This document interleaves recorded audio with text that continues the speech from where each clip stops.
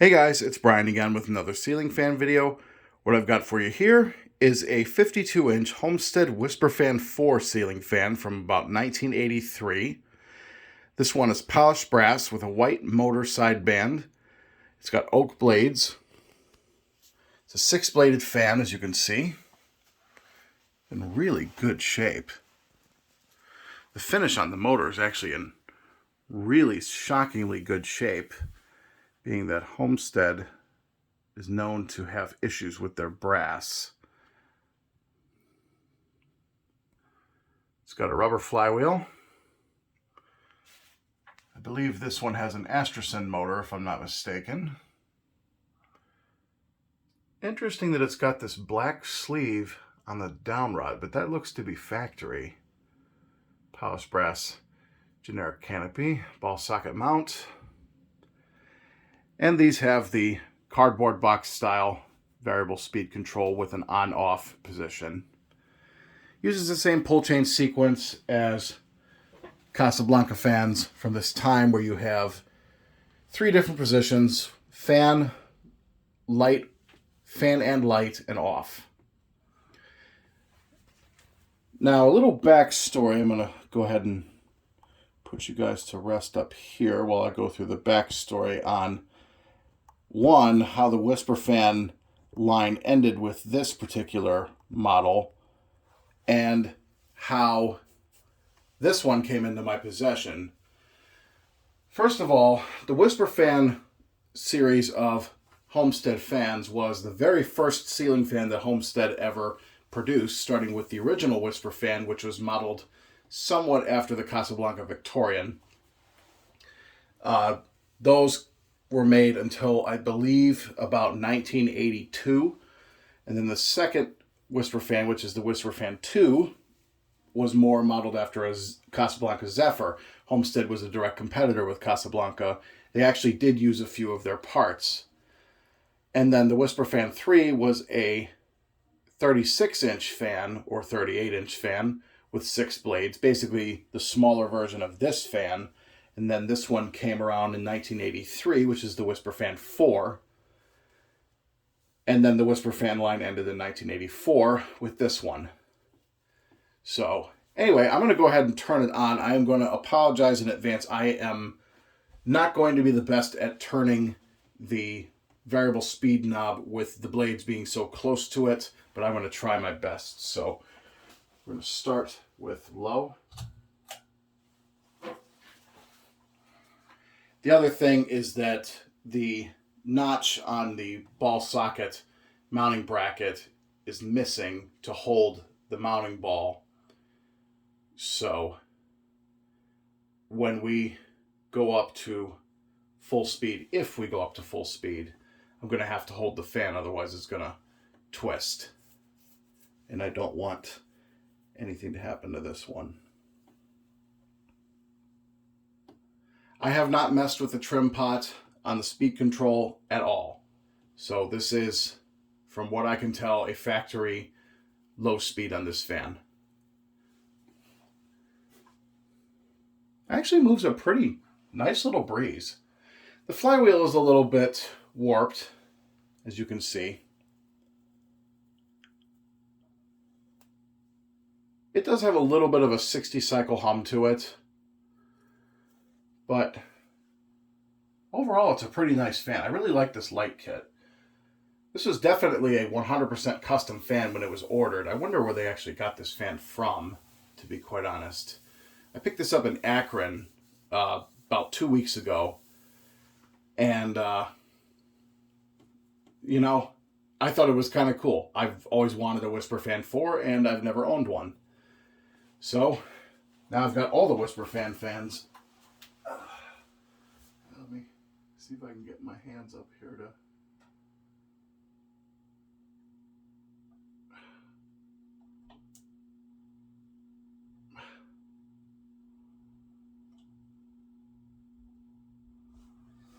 I don't know why they took the knob off of this.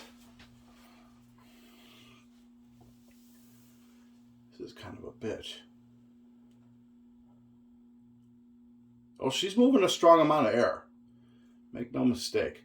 You know what, I think what we're going to do is we're just going to turn the fan off and then I'll twist the control. As much as I don't want to do that, I don't happen to have a spare speed control knob at the moment, so we're just going to do this the easy way instead of busting up my fingers on this thing while it's spinning. So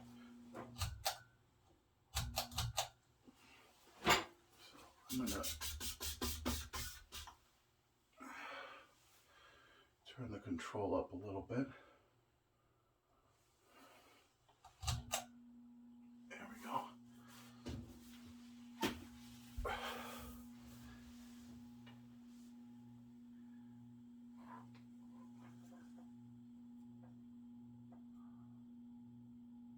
Oh, she's moving a pretty strong amount of air just on this speed alone. I mean, this thing is really powerful. Yeah, so anyway, when I picked this up from Akron, I believe the person that I picked this up from was the original person who bought this fan from the showroom when it was new. They were an older couple that lived in this house. And, I mean, you could tell this was a completely custom fan, being that it's got the white sideband, the black downrod sleeve. I mean, it's pretty unique. I happen to really like this fan.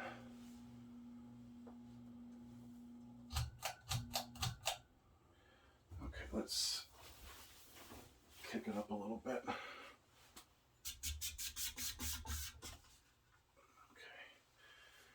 Now, here we go. This is about the point where I need to hold on to this fan because of the amount of torque.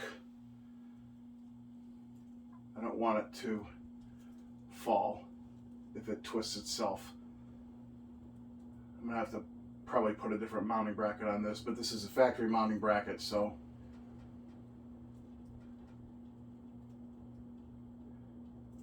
actually that might be okay.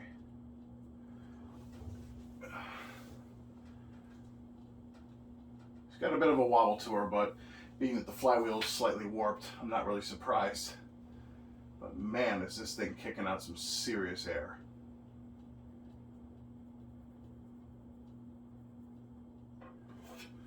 All right.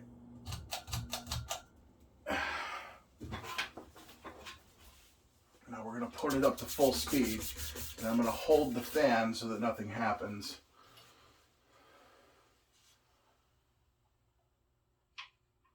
Okay, that's off. That's all the way high. There we go. All right. Here we go.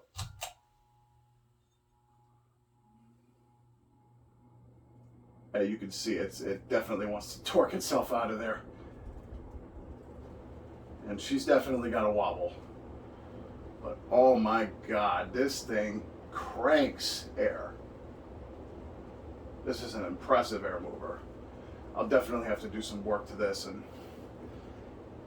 maybe in my next home I'll try to find a permanent place for this one to hang. This is a really nice fan.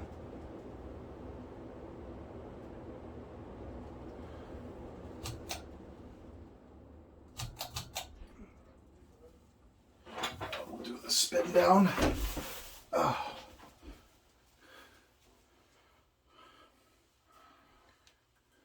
The bearings seem good in this one.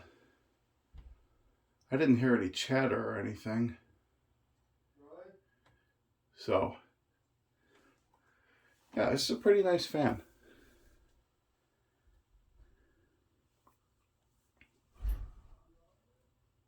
I'm impressed with the air movement.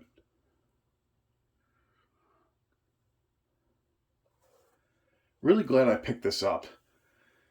Whisperfan 4 seem to be pretty difficult to find, and this one's in good shape.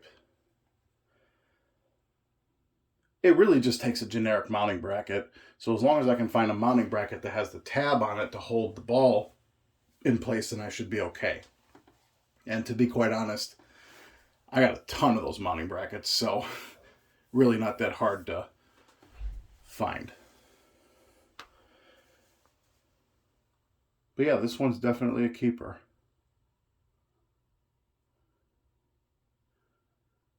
So Kind of almost makes me wish I had a permanent home for this.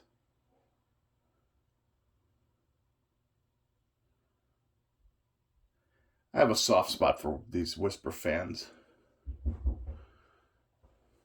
What's up? So, man, she's still going. She got good bearings.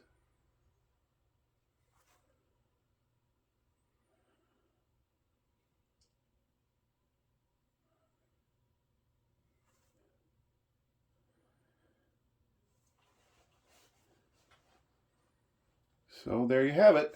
That's a 52-inch Homestead Whisperfan 4. Hope you guys enjoyed. I'll put a picture of the tag on top of the motor at the end of the video. Hope you enjoyed. Keep watching. More videos to come.